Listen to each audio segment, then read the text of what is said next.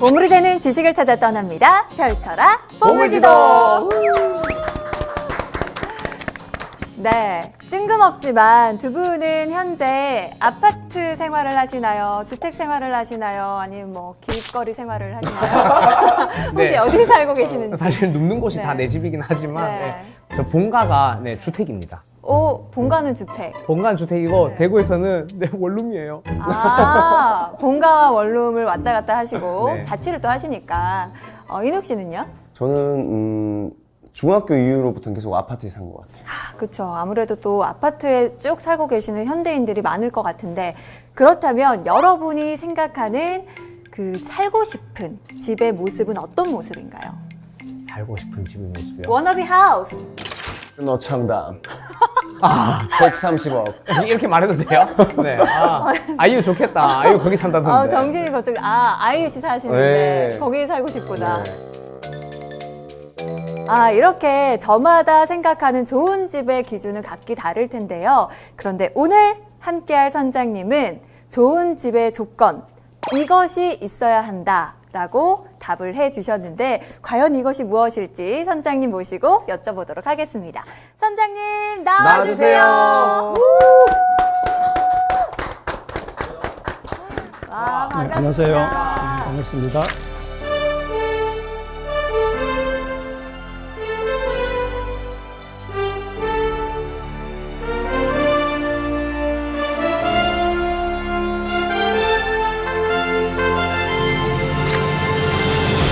네, 선장님 저희 하는 이야기 들으셨죠? 네. 좋은 집이란 어떤 집일까 이야기를 나눴는데 선장님이 생각하시는 좋은 집은 어떤 집인가요?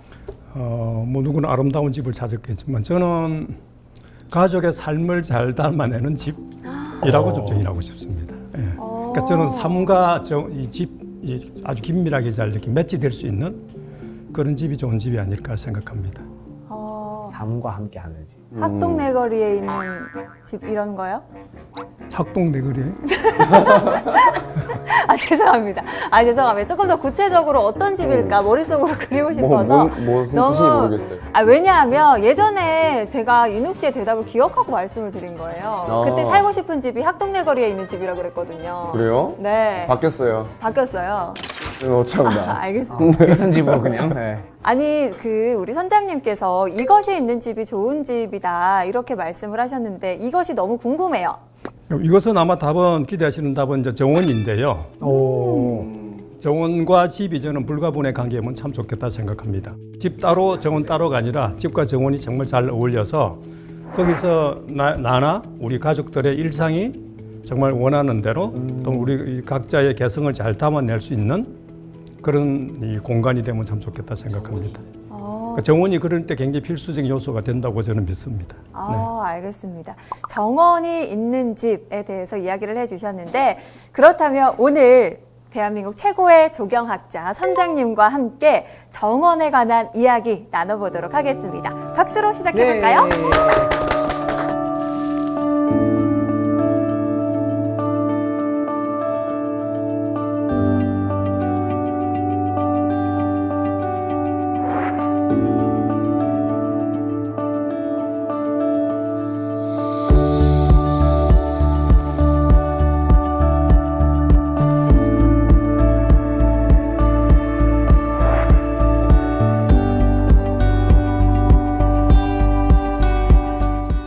정원이란 정의를 내려보자면 한자로 정자를 보면요. 정자는 뜰을 말하고요. 원자는 큰 입구몸이라고 하죠. 네모 반듯한 게 있고 그 안에 이 원자가 있는데 그 원자는 여유라는 뜻입니다. 울타리를 쳐놓고 그 안에서 여유롭게 지내는 곳. 그 여유를 지낸다는 것은 먹거리도 있고 즐길거리도 있고 뭐 보기 좋은 것도 있고 그렇겠죠, 그죠? 네. 그러니까 이제 여유롭게 되는 건데 그걸 우리는 정원이라고 이야기하고요. 정원을 말하는 가든이라고 하는 영어는 게르라고 하는 단어하고 에덴하고의 합성어입니다. 에덴과. 예. 그러니까 게르가 뭐냐면 enclosed, 둘러싸여졌다는 뜻입니다. 그러니까 그대로 해석을 하면은 둘러싸여진 에덴입니다. 예. 선생님 제 이름이 향원이 원이에요 원. 네네 아까 봤어요. 그 원자가 어떤 원짝이에요? 동산 원자인가요? 아쉽게도 아니에요. 네. 이게 오늘, 죄송합니다. 제가 근원원이라서 제가 동산 원자를 정원이란 글자를 보면서 오늘 선장님이 제 이름의 원이 정원 원자였으면 더 반가워하셨겠다라는 생각이 살짝 들었었거든요. 뭐 이름 아니어도 반갑습니다. 네, 알겠습니다. 감사합니다. 그래서 역대로 많은 분들이 정원을 여러 가지로 이야기를 많이 하셨는데요. 우리 잘 아시는 이태리의 인문학자, 그 이태리 휴머니즘을 열었다고 평가되는 페트라르카라고 하는 그 시인은 사색과 성찰을 또는 시를 위한 가장 이상적인 장소가 정원이라고 이야기했습니다. 우리 삶에 참 필요한 것들 아니겠습니까? 사색, 성찰, 시 이런 것들이 정원이 없으면 근사하게 나올 수가 없는 것이죠. 예. 그다음에 프랜시스 베이컨이라고 아주 유명한 영국의 철학자죠. 우리 잘 아는 시간이 돈이다 이런 명언을 남긴 분인데 그분은 인간이 이뤄낼 가장 위대한 마지막 완성작이 바로 정원이다. 그러니까 마지막 완성작이라 그랬고요. 또 다르게는 뭐라고 표현했냐면 아무리 크고 화려한 궁궐 같은 건물일지라도 정원이 있지 않다면 그것은 거대한 공작물에 지나지 않는다. 이렇게 이야기했습니다. 그 말고도 뭐 이 정원에 대한 말씀을 나눈 사람 많습니다. 지금도 영국 사람들은 정원을 영혼에 간주합니다. 그러니까 우리가 흔히 대화하실 때 서로 이렇게 뭘 맞추지 못하고 전혀 딴소리 하면은 영혼이 없는 대화라고 이야기하잖아요. 네. 그걸 보면 영국 사람들의 정의에 의하면 우리 한국 사람들은 대체로 영혼이 없는 삶을 살고 있는 것도 아닌가 모르겠습니다. 정원이 없으면 영혼이 없다. 그렇게 이야기한다니까요. 예. 저는 그래서 인간이 갖고 있는 꿈이 있는데 그걸 우리 생활 공간 주변에다 잘 만들어 놓은 것. 저는 그게 정원이라 생각하고요. 저는 꿈이 대단히 중요하다고 생각합니다.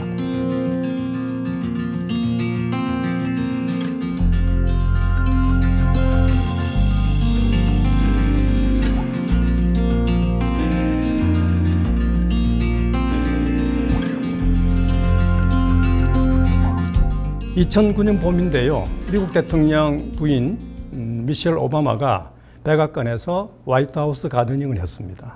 백악관에 정원을 했다고요? 그랬던 거죠.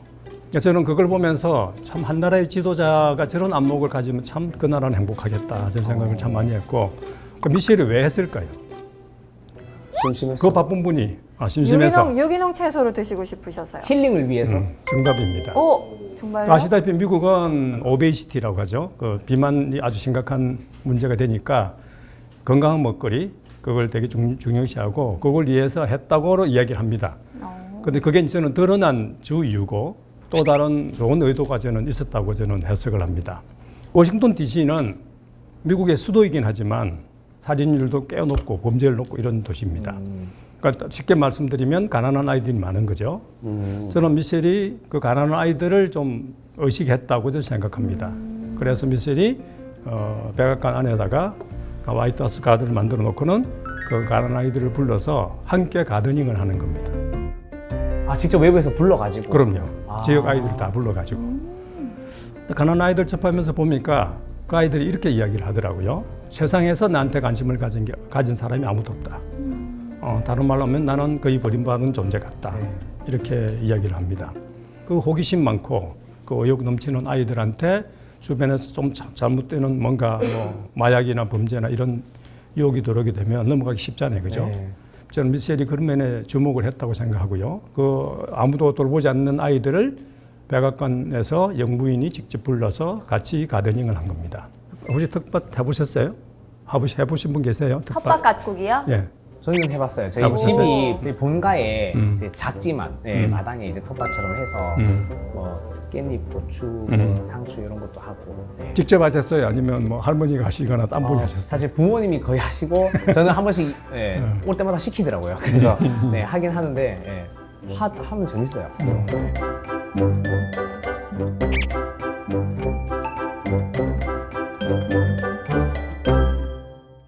텃밭을 하시게 되면 정말 상상보다는 생산이 많습니다. 혼자 먹을 수가 없습니다. 맞아요. 나눌 수밖에 진짜요? 없습니다. 예, 그렇습니다. 자꾸 따가 빨리 조금만 먹으면서 해도 쌓여있다. 정말 한 평짜리만 해도 충분히 4인 가족이 먹기에 넘을 만큼 많이 생산되는데 그 많이 생산되는 것들을 가지고 미셸은 아이들하고 피자 만들고 햄버거 만들고 그런 걸 아이들하고 같이 만들어가지고 지역에 있는 가난한 노인들, 뭐 타가소, 고아원 이런 데를 다니면서 나눔을 하는 겁니다. 의미 있는 활동을. 예. 그 아까 말씀드린 그 아이의 마음이 어떻겠습니까? 이거 좀 뿌듯할 것 같아요. 세상에서 버림받은 존재라고 생각했던 내가 나보다 가난한 아이들한테 또 힘든 분들한테 도와줄 수 있구나 하는 거를 자기의 존재에 대한 아마 재발견이 있었겠다 저는 그렇게 생각이 들고 어쩌면 저는 그 아이들의 인생이 달라졌을 것이다고 생각합니다. 저는 그런 대목이 텃밭이라고 하는 물리적인 공간이 중요한 것이 아니라 정원이라고 하는 것이 주는 그런 힘이라고 생각하고 그런 거를 알고 실천하는 그 지도자의 안목들이 저는 참 부러웠습니다.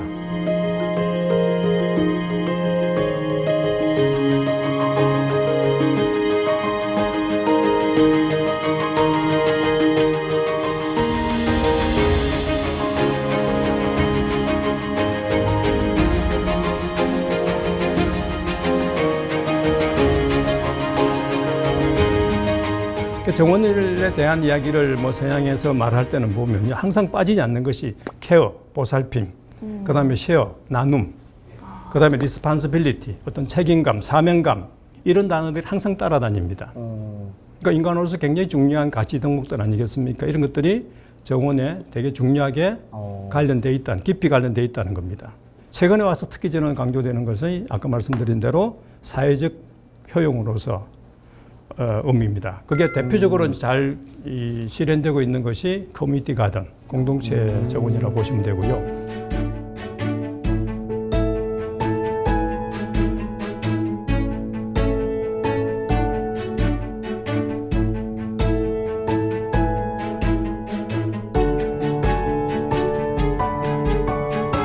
공동체 재원을 통해서 그 지역 사회나 공동체를 훨씬 더 살만하게 만드는 사례들은 정말 이 시대에도 무수히 많습니다.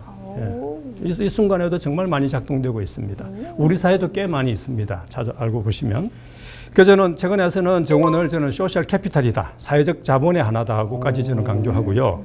뭐 저 혼자 말이 아니라 그 포게 해리슨이라고 스탠포드 대학의 아주 유명한 그 이태리 인문학자이신데 그분은 정원을 케어 앤 쉐어의 장이다, 보살핌과 나눔의 장이다 그렇게 강조를 하시죠. 나중에 정원 해보시면 이 말이 정말 맞구나 하는 걸 정말 실감하실 겁니다. 꼭 해보시길 바랍니다. 네. 언제쯤 할 수 있을까요? 자녀들이랑 같이 한번 맞아. 시간 내서 주말 정원도 있잖아요 요새는. 그럼요. 주말 텃밭 이런 거. 놀이공원 가기 바빠가지고. 한 번씩. 근데 아이들이 그 재미를 몰라서 놀이공원을 찾은 걸 수도 있잖아요. 한 번 정도는 일단 겪어보게 하면 좋을 것 같아요.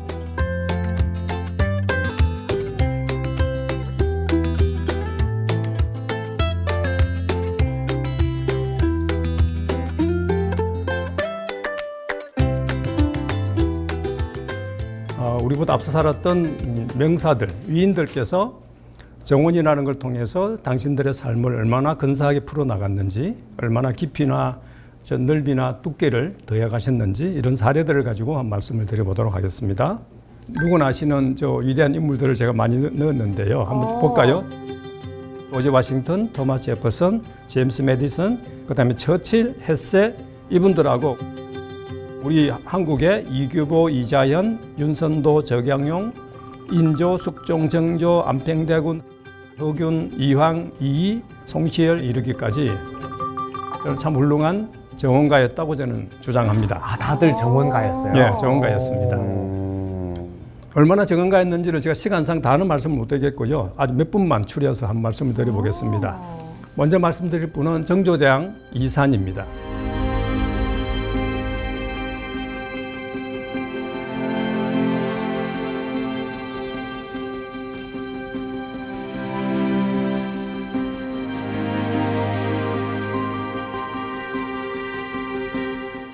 정조대왕 우리 뭐 유치원생도 다 알 만큼 유명한 우리의 역대 최고의 왕이신데 정조가 업적이 많아서 네. 여러 번 공부하다가 좀 외울 게 많은 분이라서 공부한 사람들이 처음에 싫어했어요. 네. 또 정조 나왔어. 막 이러면서. 그만큼 업적이 많으시고 확실히. 훌륭하신 분. 네. 우리는 다 그분의 성공한 면만 보고 계시지만 사실은 그분은 굉장히 힘들었던 분입니다. 한번 상상해 보시죠. 뭐 어릴 적에 아버지가 할아버지에 의해서 그것도 뒤주 속에 갇혀서 죽었지 않습니까? 네, 사도세자. 예. 네. 그리고 세자가 되고 나서도 정적들이 세자를 정말 요즘 말로 개무시했습니다. 아. 예. 환영받지 못한 반대파가 많았던 그런 왕이었습니다. 잠도 제대로 못 잤겠다. 그럼요. 근데 그랬던 저는 정조께서 좀 전에 말씀하신 대로 그렇게 탁월한 업적을 남겨서 그렇게 우리한테 이렇게 많은 것을 남겨주실 때는 저는 정원이 정말 중요하게 작동됐다. 라고 저는 여기서도 주장합니다. 정원이 나오는 그렇습니다. 궁금하시죠? 너무 궁금합니다. 정조의 정자가 정원의 정자랑은 다릅니다. 네, 알겠습니다. 첫 번째는요, 하나의 건물인데요. 정조가 주로 이용했던 궁은 장덕궁입니다. 창덕궁. 예. 장덕궁에는 아시다시피 후원이라는 데가 있거든요. 네. 후원 아시죠? 가보셨어요? 네, 요즘에 예약해서 들어갈 수 네, 네, 있잖아요.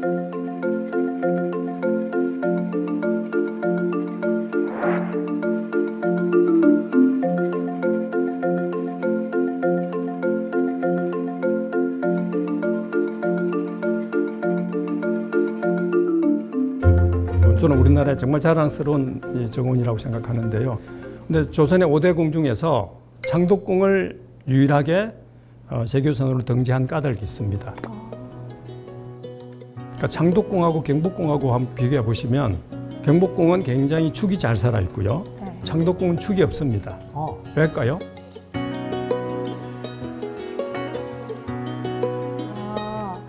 그 연못을 살리려고요. 자연 환경. 예, 맞추려고. 좋습니다. 역시 다르십니다. 그러니까 자연 환경에 그대로 맞추기 위해서입니다. 세계유산으로 등재된 그 문건에 보면 네. 장덕궁과 후원이 쉽게 말하면 자연과 조화를 잘 이루는 그런 미학이 잘 구현되어 있다고 이렇게 아주 명시되어 있습니다. 그런 게 별거 아닌 것 같지만 다른 나라 가면 그런 게 별로 없습니다. 그러니까 우리만의 정말 독특한 좋은 미학입니다. 어쨌든 거기 중에서 정치적으로 이분이 어떻게 썼는가 하면 첫 번째는 후원의 상징적인 건물을 짓습니다. 놀랍게도 왕으로 즉위한 첫 해에 규장각 아시죠? 들어보셨죠? 규장각. 네. 예. 규장각이라는 건물을 후원 입구에 초입구에 높다란 언덕 위에다가 짓습니다. 아, 규장각이 저게 있구나. 그 건물이 2층이거든요. 후원 전체에서 2층 누각은 규장각이 유일합니다. 지금도. 이 규장각은 이름을 두 개를 줬는데요. 규장각과 주합루라는 이름을 줬습니다. 주암루. 주합루. 주자가 우주할 때 주자입니다. 네. 규자는 하늘의 별 중에서 그를 간장하는 별을 규라고 합니다. 그러니까 둘 다 우주를 상징합니다. 주함루는 그러면 우주를 포함할 수 있는 그런 누가 그런 거죠. 네. 그 규는 또 규장각은 하늘의 별을 가져온 그런 또 건물이고, 그러니까 그건 뭐냐면 둘 다 뭔가 하늘로부터 받은 쉽게 말하면 왕권의 상징으로서 하늘과 닿아 있는 그런 건물이라는 것을 상징적인 과시한 의미가 겁니다. 예. 그 이제 두 번째 건물이 또 그 안쪽에 있는 후원 안쪽에 있는 존덕정이라고 하는 건물인데요. 정자가 굉장히 독특합니다. 이중참화로 되어 있고요. 우와. 보시면 기둥도 바깥과 안쪽에 또 다시 오. 이열로 되어 있습니다. 희한하네요. 예, 그게 다가 아니고요. 천장에 보시면 저렇게 청룡과 항룡이 이렇게 서로 이렇게 교우하고 있습니다. 엄청 공을 들여서 만든 티가 나요. 그런 티가 나죠. 네. 예, 뭔가 의도가 있다는 느낌이 오시죠. 네. 결정적인 건 중요한 거는 저 아래쪽에 보이는 현판입니다. 현판. 그 현판이 만천명월 주인옹자서라고 하는 것인데요. 만천명월이 중요합니다. 만천명월. 그렇습니다. 그러니까 만 개의 하천과 그걸 비추는 밝은 밝은 달을 달. 이야기합니다. 오. 그 느낌이 오시죠? 밝은 달이 왕이고 다 비추겠다. 많은 하천이 백성인가요? 역시 다르십니다. 맞습니다. 예. 오, 역시 다르십니다. 감사합니다. 아까 그거는 덩크한 첫 해에 지었지만 이거는 노년에 한참 뒤에 돌아가시기나 몇 년 전에 이렇게 지으셨는데 그거는 제가 봐서는 군주로서 백성과 신하들을 위해서 나는 달처럼 너희들을 비추는 존재다 하는 것을 당당하게 자신감 있게 군주로서의 어떤 책무 이런 거를 널리 밝힌 거다. 멋있다. 어쨌든 첫 번째는 정원이 기여한 거죠. 정원에다가 저런 좋은 건물을 지음으로써 왕이라는 존재를 널리 알린 거죠. 그죠? 맞아요.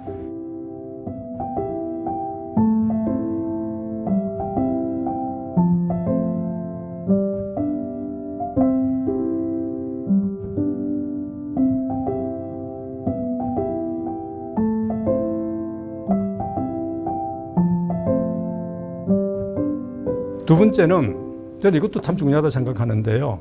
좋은 정원에서는 놀기가 참 좋죠, 그죠? 놀기 좋은 것은 공부하기도 좋은 곳입니다.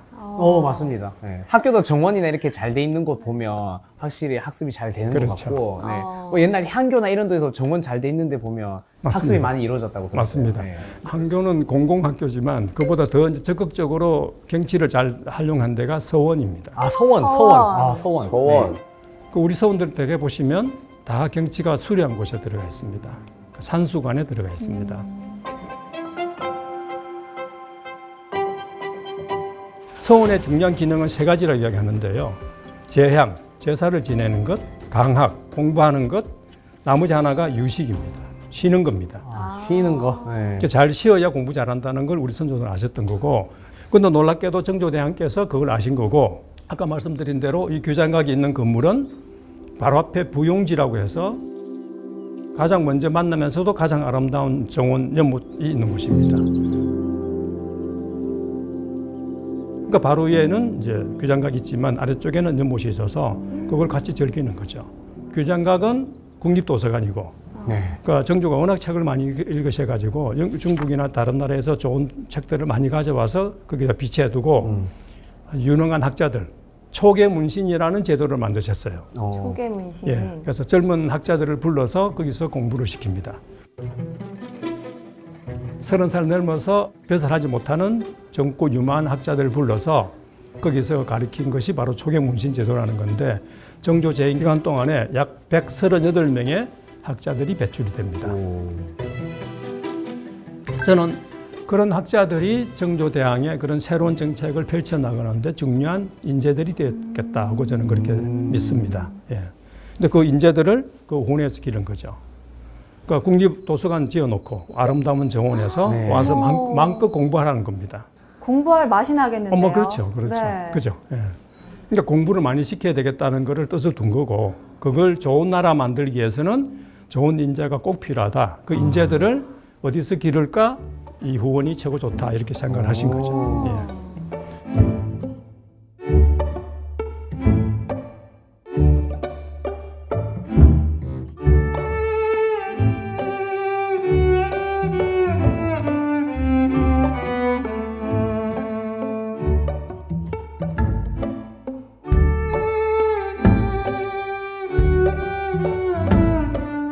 그 다음에 이제 정조대왕의 세 번째는 그런 데서 공부만 시킨 것이 아니라 아까 논다 그랬는데요. 놀 때 정말 온갖 신하들을 불러서 거기서 잔치를 자주 벌이세요. 그러니까 언제 공부하고 언제 정치하고 언제 놀았는지 모를 만큼 바쁘게 사셨네요. 잔치를 한 기록이 많이 있습니다. 그러니까 거기서 배를 타고도 또 다닐 수 있고 배도 타거든요.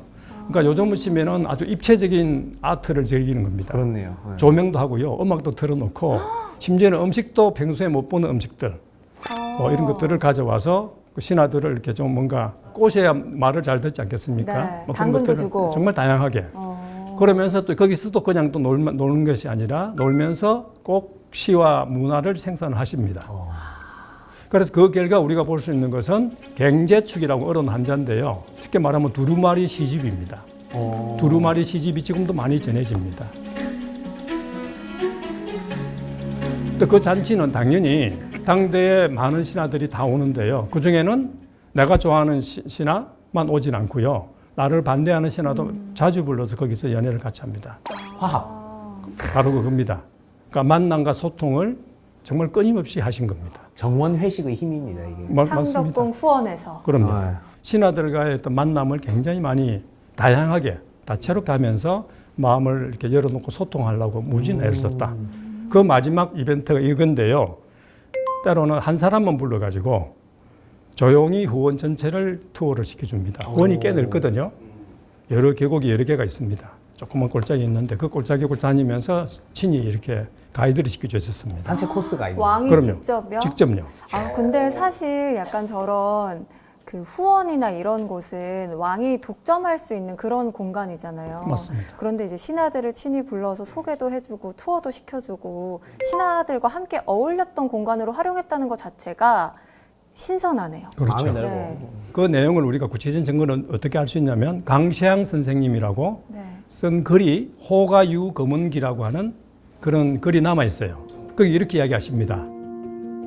왕께서 나를 어떻게 보셔서 나를 어떻게 어여삐 보셔서 이러한 나한테 큰 사치를 누리게 해주시는고 왕이 직접 나를 후원 구석구석 직접 다니면서 친절하게 해주신다. 그러면서 뭐라고 표현하냐면 마치 가족처럼 자상하게 해준다. 엄청 황송할 것 같아요. 스윗남. 감동이죠, 그죠? 스윗하다. 스윗하죠.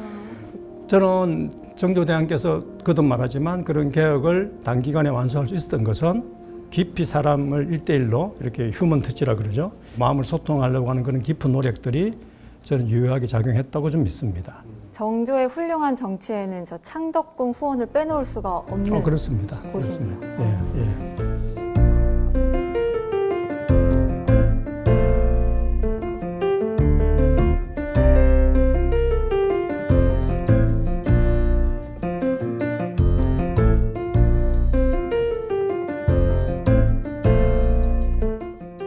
두 번째 인물은 우리 역사 속의 인물은 태계 이항이십니다. 1,000원짜리. 예. 이게 좀 이상하네요. 네. 처음에 나오신 네. 그렇게 정정 부탁드려요. 네.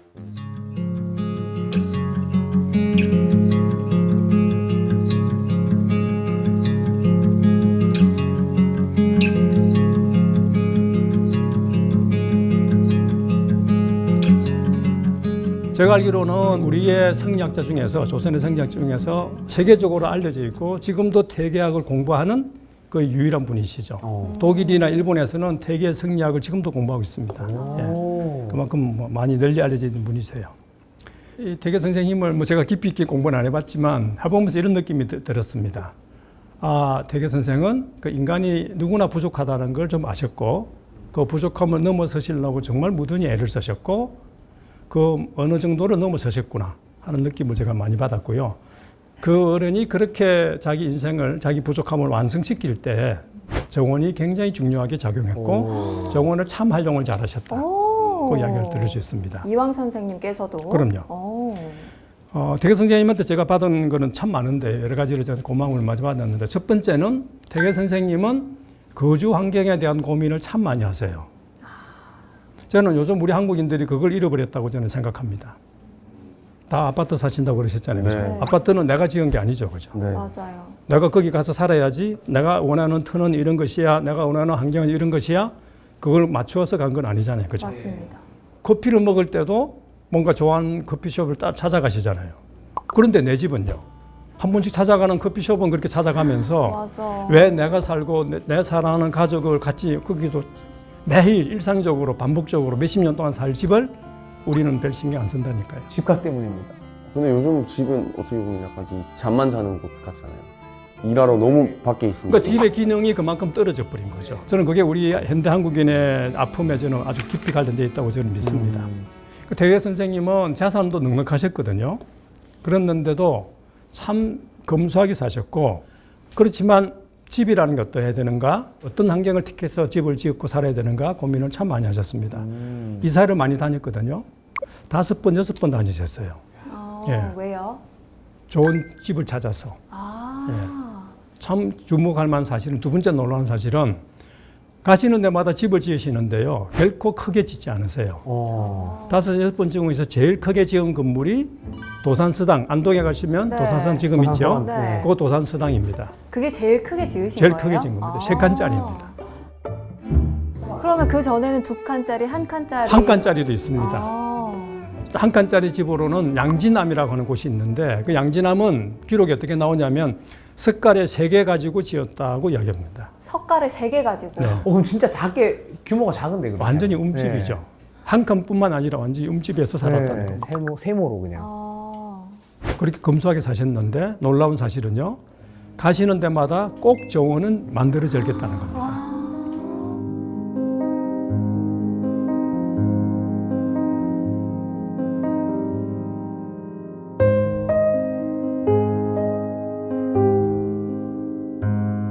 집은 작아도 정원은 있어야 돼. 그럼요. 집은 꼭 작게 지어도 꼭 정원을 즐겼습니다. 그 말고도 가는 데마다 이제 당신이 좋아하는 나무들 있지 않겠습니까? 그 당시는 이제 유학이니까 유학적인 가치를 많은 것들을 많이 이제 학자가 되셔가지고 뭐 우리가 흔히 아는 대나무, 소나무, 매화 이런 유들을 좋아하셔서 그런 나무들을 심으시고는 그거를 저루사, 절개가 있는 내 친구들 또는 육우원, 6명의 내 친구들 뭐 이런 식으로 나무와 나를 이렇게 동격시켜 가시면서 정원을 만들어 즐기기도 하고요. 그뿐만 아니라 아까 좋은 틀을 찾는다 그랬죠. 네. 좋은 틀란 말은 그 당시에는 뭐라고 표현하시면 산과 물이 좋아야 된다고 얘기하시는데 산과 물이 좋은 데서 좋은 바위나 좋은 물들을 찾아내고 그것을 이름을 부여해서 내 걸로 만드는 겁니다. 마치 풍수지에서 좋은 데 찾는 것처럼. 뭐 그렇습니다. 네. 그래서 저는 대개 선생님을 한국 최고의 풍경 철학자다. 그렇게 저는 좀 정의를 내리고 싶습니다. 풍경 철학. 예, 풍경을 즐길 줄 알면서 거기서 삶의 의미를 담을 수 아는 그런 학자라고 저는 생각합니다. 거기 이제 이 도산서당을 가서 보시면 도산서 3칸인데 마루 있는 담에 가시면 마루는 3방향이 열려 있습니다. 뒤쪽은 문이 있지만 물에 적으면 뒤에 이렇게 통로가 되고요. 이 측면하고 앞면이 열려 있거든요. 마루니까. 근데 그쪽에는 자연이 와 있습니다. 그리고 그쪽에 붙여서 또 연못을 만들어 놓고 그 산기슭에다가 저루사라고 하는 당신이 좋아하는 절개를 지키는 친구들 정원을 만들어 놓고 그러니까 마루는 공부하는 공간이기도 하면서 아까 말씀드린 대로 그런 자연을 즐기는 정원을 즐기는 그런 곳이기도 한 것입니다. 배치가 딱 자연과 어우러지게 그렇습니다. 한 거네요. 예. 그러기 위해서 정원이 필요했던 거고 그 재미있는 이야기를 하셨는데 유쾌하지 못한 공부만 하기보다는 한가하게 놀면서 정서를 키워라 이렇게 말씀하세요. 중요합니다. 아마 대한민국 역사상 제일 공부 열심히 하신 분이실 거예요. 네. 예, 태계 선생님이.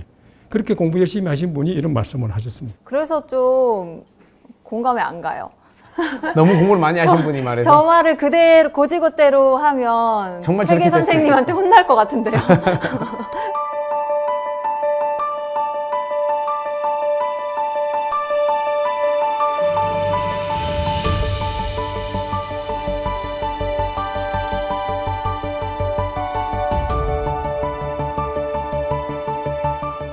정원으로 들여다볼 그 명사 첫 번째는 토마스 제퍼슨입니다.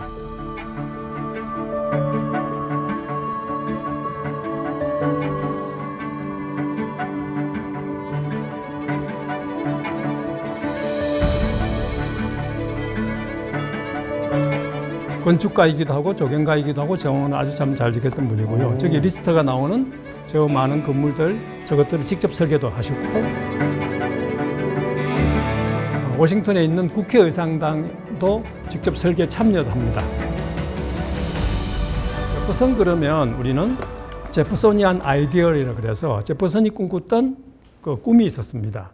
아시다시피 그 시대는 미국은 신생국가였거든요. 그 미국을 이끌었던 지도자들, 흔히 말해서 우리가 Founding Fathers of America, 미국의 국부라고 이야기하죠. 나라의 아버지라고 이야기하는데 그분들의 고민들은 한결같이 같았는데 뭐냐면 빨리 저 영국 같은 유럽의 그 선진 문명국을 우리가 따라가야 되겠다. 그게 자기들의 꿈이었어요. 그 당시는 신생국으로서 너무 힘이 약해서 매번 뭐 프랑스나 영국에 시달렸잖아요. 그래서 그 빨리 선진 문명국으로 바꾸기 위해서는 뭐가 필요한가 고민을 많이 하셨고 이 제퍼슨의 꿈은 에게레리안 아이디어라 그래서 농업 이상주의 국가였습니다. 농업 이상. 예, 농업으로 이상 국가를 만들겠다.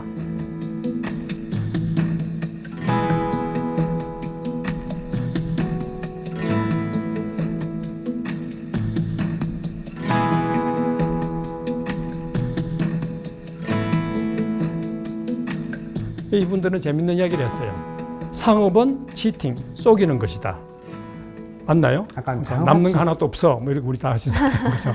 그 다음에 공업은 파괴하는 것이다. 자연을. 그렇지만 농업은 참되고 진실되다. 이렇게 얘기를 합니다. 경작이라는 말은 컬티베이터, 미개한 곳을 잘 해서 개간한다. 뭔가를 네. 문화적으로 바꿔준다는 뜻이 있거든요.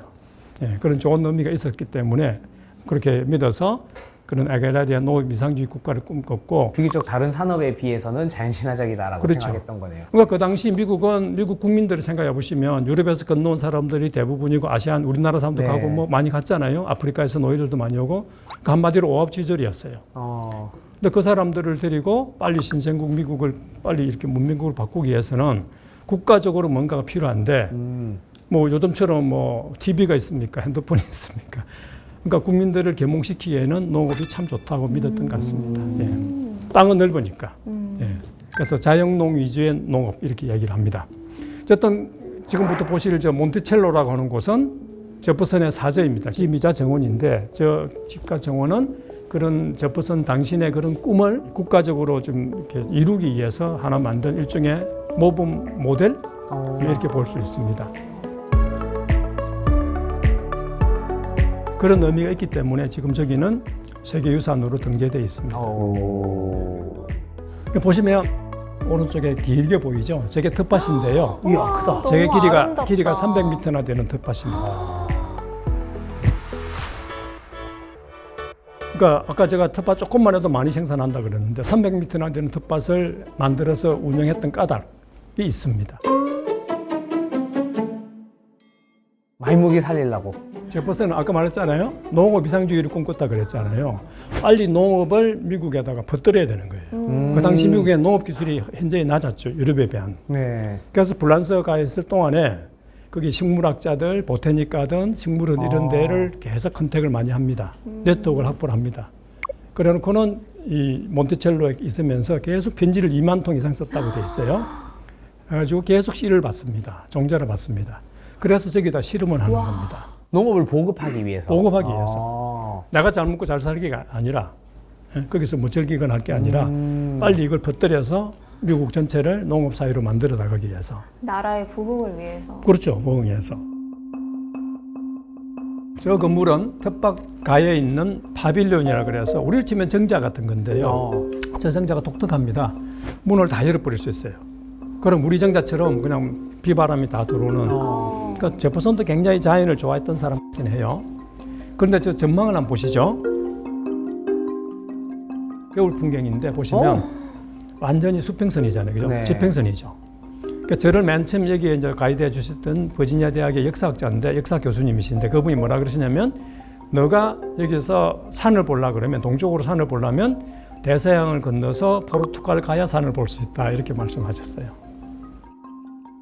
우리가 저런 거 보면 뭐라 그럽니까? 미래를 뭐 넓게 볼 수 있고 뭔가 뻥 뚫린. 네. 호연지기. 예, 호연직이나 미래에 대해서 긍정적인 걸 상상할 수 있잖아요. 저는 제퍼슨 저기서 책을 읽고 차를 마시면서 너무 좋아. 그런 신생국 미국의 미래를 한껏 꿈꿨을 거다 하고 저는 그렇게 큰 꿈을 믿습니다. 꿨겠네. 역시 저런 데쯤에서 있어줘야 큰 꿈을 풀 수 있겠군요. 그렇습니다. 네. 우리도 만들어 봐야죠, 그죠? 죽기 전에, 그죠? 예. 이게 중요한데요. 이게 제퍼슨이 직접 썼던 가든이라고 하는 노트입니다. 정원 일기입니다. 우측에 보시면 날짜별로 정원 행위를 했던 것들을 다 적어놨어요. 기록을 참 잘했는데 중요한 게 거기서 끝나는 게 아니고요. 이걸 보시면 제가 일부러 색깔을 칠해놨는데요. 저 초록색 칠한 부분들을 보면 failed, 실패했다 이렇게 되어 있습니다. 해보니까 이랬다. 이 결과까지. 그럼요. 그러니까 글씨를 보면 좀 진하게 나와 있죠. 그죠? failed가 그 글씨가 한참 뒤에 썼다는 거거든요. 뭘 했는데 실패했다, 뭐 했는데 실패했다 이런 경험을 쓴 건데요. 이걸 연구한 어떤 사람의 그 논문을 봤더니 90% 이상이 실패했다고 뜬답니다. 그 말은 정말 단 몇 프로에 안 되는 성공을 가지고 그걸 미국에 퍼뜨려서 오늘날 미국의 농업을 이끌게 했다. 이렇게 볼 수 있는 부분입니다. 그만큼 많은 착오가 필요했다는 거네요. 그럼요. 네. 무던히 애를 썼다는 거죠. 조경학자가 보시기에는 이 제퍼슨의 노트는 어떤 수준으로 보이십니까? 그러니까 확실한 거는 네. 식물 하나하나에 굉장히 공을 들였다. 그냥 수입했겠습니까? 예, 좋은 거 찾아가지고 열심히 공부해가지고 이거 보내줘 저거 보내줘 하면서 받았겠죠. 그러고는 실험을 했고 뭐 예를 들면 사과 품종만 해도 한 50여 종을 여기다 실험했다 되어 있고요. 그 좋은 단적인 예가 하나 있는데 지금요 현대 미국에서 와인 생산이 주 단위로 따지면 어디가 1인지 아세요? 와인. 캘리포니아가 단연 1위고 네. 예, 날씨가 너무 좋아서 그다음에 2위가 버지니아입니다. 여기입니다. 네. 그 왜 여기가 2위겠습니까? 제퍼슨이 퍼뜨린 그 포도종들이 일찍부터 이것을 많이 퍼져서 그래서 이 포도 기술이 많이 발달된 거죠. 그러니까 놀랍게도 이 시대에 많은 분들이 이렇게 이야기를 합니다. 식물과 정원이 사회를 바꿀 수 있다 이렇게 이야기를 합니다. 저는 참 중요한 대목이라고 생각합니다. 미셸 오바마가 백악관에서 가더니 한 까닭도 사회를 바꾸고 싶어서 힘든 아이들을 좀 해보고 싶어서 한 거거든요. 또 이게 똑같습니다. 진짜 그 지역의 기후에 따라서 식물 식생이 정해지고 거기에 따라 사람의 의식주도 다 영향을 받으니까 맞는 말 같네요. 네. 그렇습니다.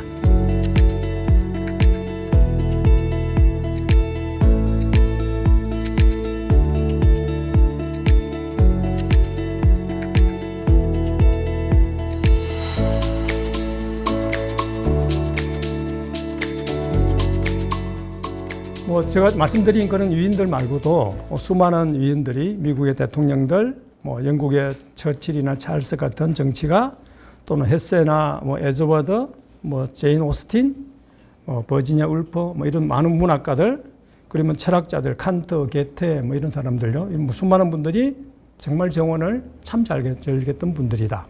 똑같이 말씀드렸습니다. 그분들의 그런 빛나는 업적 뒤에는 정원이 있었다. 이렇게 이야기할 수 있습니다. 예. 그래서 이렇게 우리가 질문을 해볼 수 있습니다. 우리 잘 아신 헤세한테서 만약 헤세의 정원 생활이 없었다면 그 헤세의 그 깊은 내면에서 길어 올린 그 좋은 생각들이 정말 가능했을까? 저는 아니라고 생각합니다.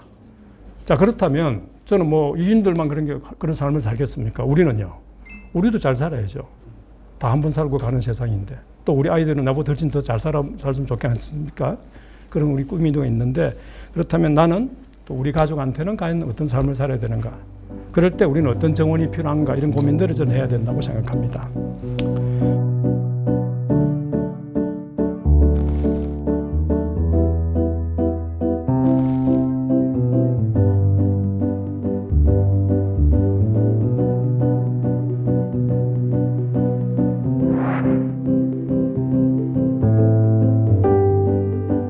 우리는 정원에 가는 책이 그러면 기술적인 책, 뭐 꽃에 대한 설명, 우리는 너무 이렇게 뭐라 그럴까요? 수단으로서 많이 이렇게 찾는 것 같아요. 그런데 서양의 정원 책들을 보면요, 쓴 사람들이 철학자 있고 심리학자, 사회학자, 인문학자들이 정원책을 많이 씁니다. 그건 뭐겠습니까? 정원이 인간의 삶을 뭔가 이야기하기에 참 중요한 소재라는 것을 그 사람들 알고 있는 거죠. 그 책을 보다 보면 꼭 빠지지 않는 것이 굿 라이프, 좋은 삶. 또는 선한 삶이라는 것이 항상 가든 이꼴 굿 라이프 이렇게 이야기합니다. 저는 그걸 또 우리 태계 선생님 글에서 그대로 봤어요. 태계 선생님이 뭐라 그랬냐면은 정원이나 자연은 정신을 즐겁게 하고 성정을 맑게 한다. 그 이야기를 하셨어요. 그러면서 정원을 즐기는 것은 마치 마음의 밭을 가는 것과 같다. 그렇게 이야기합니다. 굿 라이프를 얘기하신 거죠. 심성을 함양한다. 그렇게 얘기를 했습니다.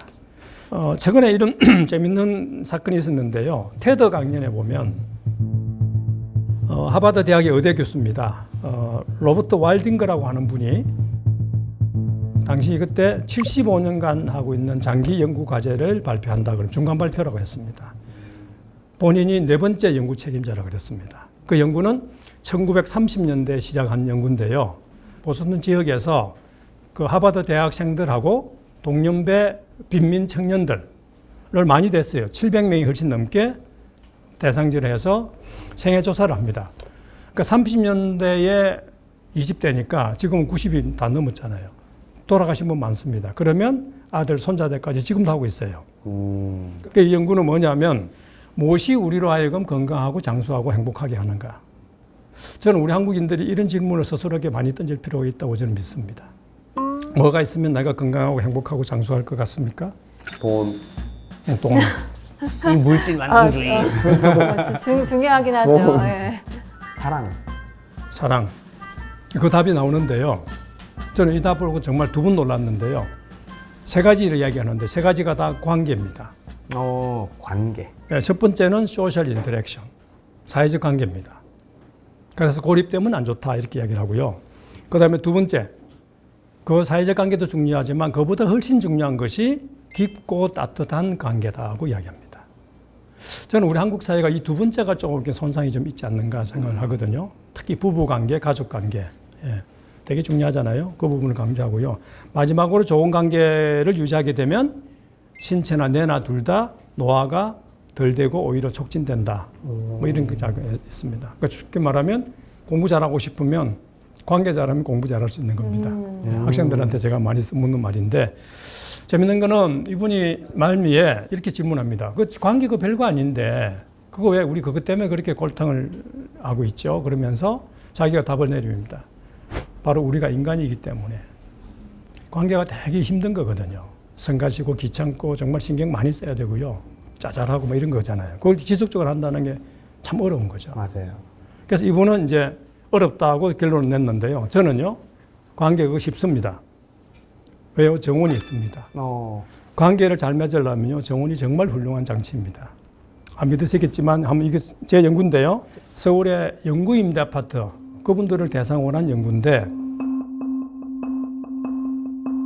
텃밭하고 그 안에 복지관이 있습니다. 여러 가지 프로그램을 잘 돌리고 있는, 잘 돌아가는 복지관이 있고, 그 옆에 또 큰 공원이 있습니다. 이 세 개 중에서 사람들을 관계를 제일 좋게 하는 게 장치는 단연 텃밭입니다. 예, 교류하고 이웃 수가 제일 많죠, 그죠? 복지관 이용자보다도 2배 이상 많이 나오죠. 그러니까 복지관 건물 짓고 그 안에 프로그램 빵빵히 돌려도 이거는 옥상에 있는 텃밭인데 그 옥상 텃밭보다는 교류하는 데 있어서는 역할을 못 한다는 겁니다. 텃밭이 투자 비용도 더 적게 들 훨씬 텐데 적게 효과가 들죠. 훨씬 더 훨씬 좋다는 좋죠. 말이네요. 예. 네. 그런 놀라운 결과는 정말 많습니다. 이거는 또 다른 연구인데요. 이제 수도권에 있는 다른 아파트에서 조사를 시켰는데 딱 2가지 조사시킨 겁니다. 텃밭을 오래 하는 사람하고 하지 않는 사람들의 이웃 관계가 어떤지. 자, 지금부터 제가 질문을 드려볼 테니까 한번 적용해 보시기 바랍니다. 평소 아파트 내에 다니실 때 눈이 마주치면 인사하는 그런 관계가 있습니까? 그 다음에 그 인사할 때 서로의 이름을 아는 그런 관계가 있습니까? 더 나아가서 가족들의 이름까지 서로 불러주고 아는 관계가 있습니까? 더 나아가서 종종 서로 불러서 밥을 서로 같이 나누고 가족끼리 그런 관계가 있습니까? 더 나아가서 뭐 취미 활동이나 지역 사회 봉사 활동이나 이런 그룹 활동을 같이 소사이티를 같이 형성해서 그런 활동 관계 있습니까? 물어보면요. 텃밭을 오래 했던 분들이 월등 많은 겁니다. 그러니까 여기 보여주고 있습니다. 좌측의 표가 텃밭 하는 분들의 관계입니다. 각자가 다 자기가 허브입니다. 앞뒤집 아는 사람이 너무 많습니다. 안 하는 분들은 거의 직선입니다. 이 대목에서 이렇게 얘기를 드리고 싶습니다. 우리 층간소음 너무너무 심각하다고 하거든요, 지금. 근데 만약 이런 관계라면, 텃밭을 오래 해서 앞뒤집 위아래 다 아는 관계라면, 층간소음 났다고 해서 진짜 물 들고 올라가겠습니까? 윗집에 그 떠드는 아이가 누군지 내가 아는데, 이름도 알고 얼마나 귀여운지 아는데, 또 윗집에서도 아랫집에 사시는 분이 누군지 알면 이미 좀 주의를 해서 덜 할 거고요. 또 막 시끄럽다 치도 뭔가를 해결하지 않았겠습니까? 맞아요. 야, 어제 저녁에 왜 그리 떠들었어? 애들이 왜 그래? 하고 하면은, 아이고, 미안합니다. 하고 뭐 그냥 뭐 하나 들리고, 그죠? 그러면서 해소하잖아요. 네. 사실은 그게 우리 인간이 살아가는 모습이거든요.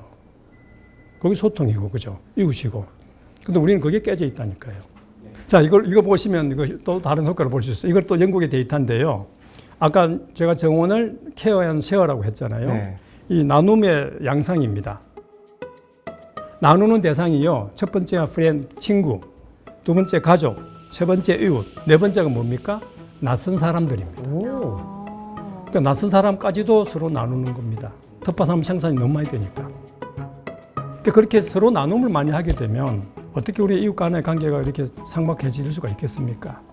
그래서 저는 다시 결론을 마무리를 하자면 이 정원이라고 하는 것은 우리가 인간으로서 인간다운 삶을 위한 너무나 중요한 기본 요소다. 그렇게 이야기합니다.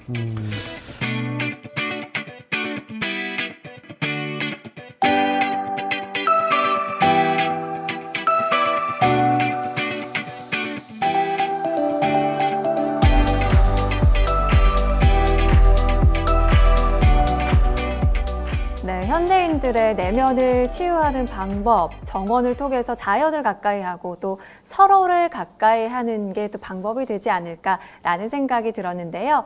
오늘 강의 선장님께서 한마디로 또 정리를 해주신다면요? 그래서 뭐 여러 가지가 있겠는데요. 왜 흔히 우리가 책을 마음의 양식이라고 이야기하잖아요. 저는 정원일은 마음의 양식뿐만 아니라 몸과 마음 모두의 양식이다. 저는 그렇게 말씀드리겠습니다. 몸과 마음 모두의 양식이다.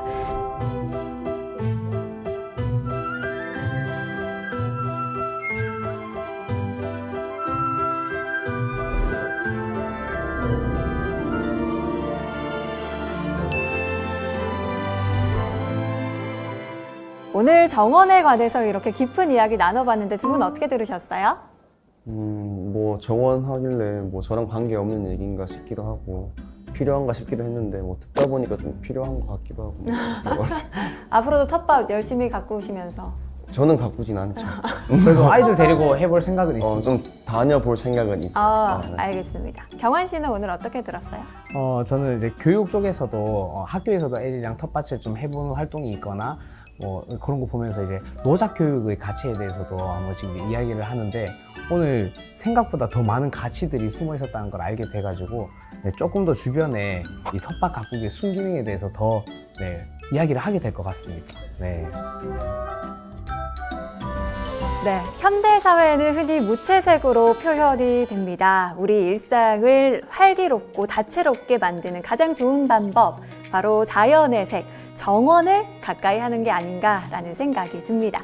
오늘의 지식하게는 여기서 마무리하고요. 다음에도 또 어떤 지식항에 떠나볼지 기대해 주시면서 함께 외쳐보겠습니다.